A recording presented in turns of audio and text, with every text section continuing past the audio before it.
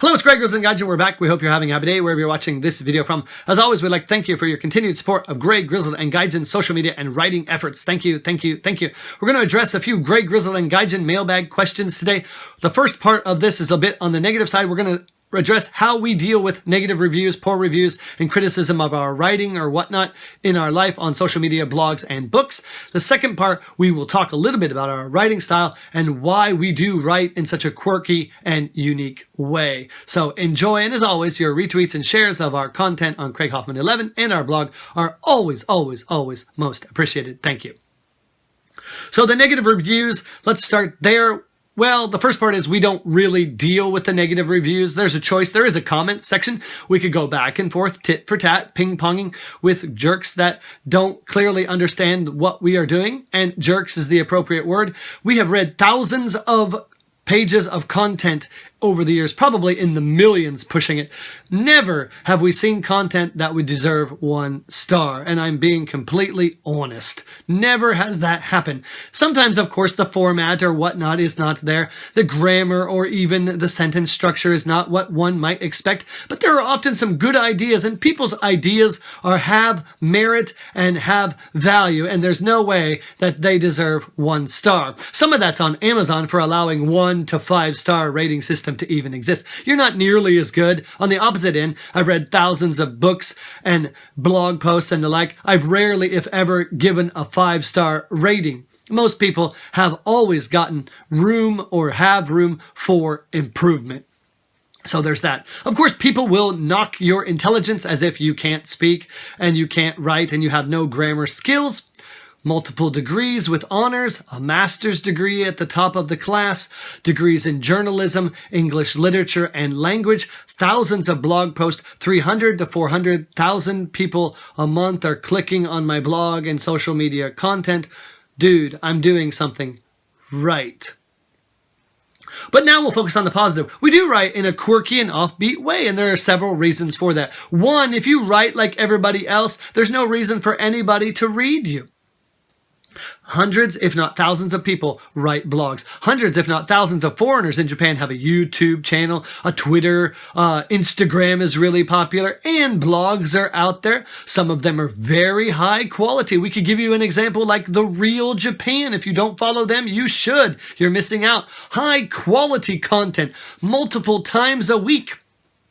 Just Japan and the Just Japan podcast. Again, high quality, professional grade quality content from Kevin O'Shea. You could do Jadan with his funny and quirky and well-produced videos.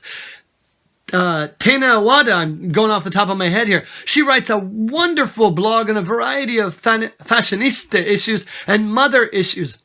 Not to be missed. I could name hundreds of other people.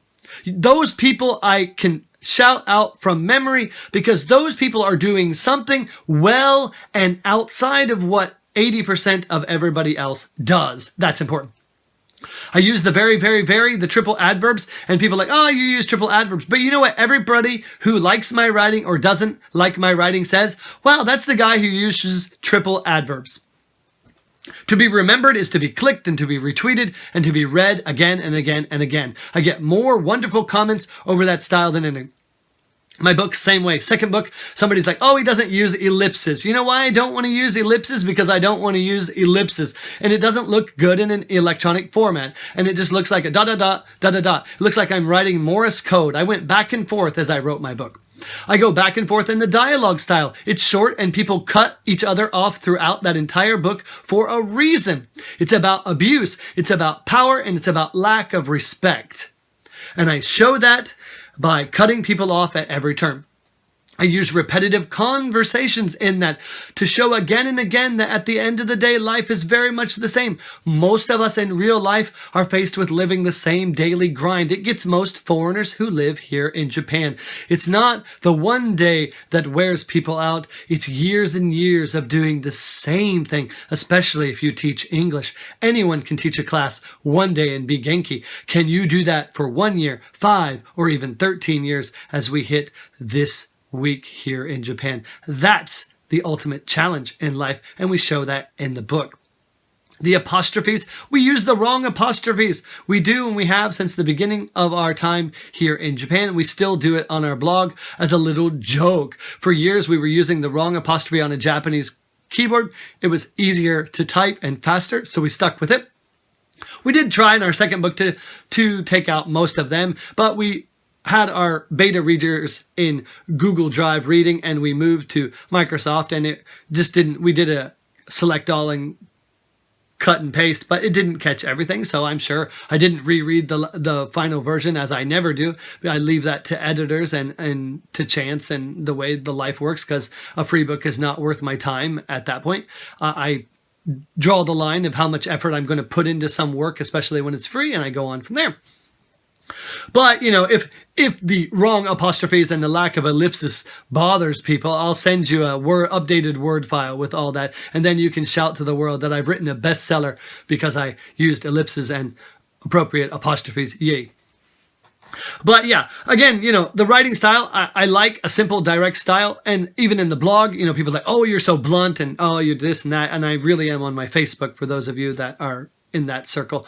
And it's true, because I believe that people deserve the truth, whether they like it or not. And here's the reality about the truth. Most people you are telling the truth to already know it, and you're not surprising them. They may give you a reaction for what you're telling them, but it's not something that's personal.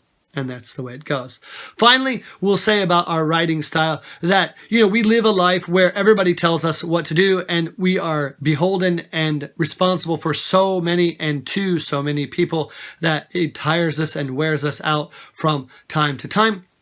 We use writing as an outlet to write about and talk about whatever we want to do. And that may seem small to some of you who are great successes in life. But when you live a life in a little bubble, as Japan can be for many, many foreigners, even if you've lived here for a long time, you have to have something to call your own. And so, no, we're not going to use that part to be like everybody else. That's most of the problem for us in Japan. Just another foreigner, just another English teacher, and at first on social media, just another guy on Twitter, just another blogger. But you can see through daily, consistent, unique, and quirky effort, we have become more on social media, and hopefully in the future in life. That's it, and have a great day.